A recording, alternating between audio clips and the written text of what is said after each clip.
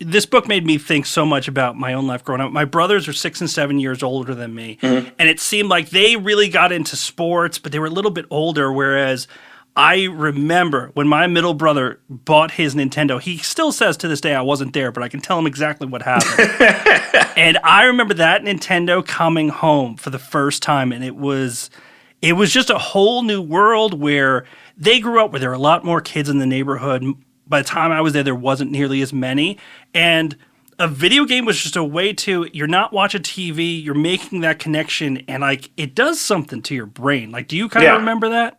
Definitely. Like, it almost feels like part of my life started when I first started getting video games, because that's when I really did remember playing things like Duck Hunt or Mario. You know, it was almost like it activated an imagination center in my brain. I'm sure the way that some, you know, for some people it's like the right Saturday morning cartoon does, or, you know, the right, you know, middle grade novel series from Bruce Coville might, you know, like, but I think for a lot of us, and maybe you and I included, it's sort of like that one video game hit is when you're like, oh, this is what the world can be.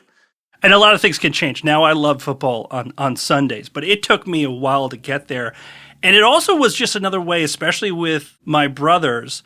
I remember when I got really good at Street Fighter 2. Yeah. And I could beat them and some of their friends. Like I was the annoying little brother, but that was that one thing that I had where I'm like, this I'm good at and you guys can't beat me. Yeah, you've seen it in the book. I read about it in the book, but it's almost the reverse where, like, my little brother's the one who's good at sports, so he'll come and, like, beat me and my friends who are 4 years older than him just because he's, like, so good that he's included in the group.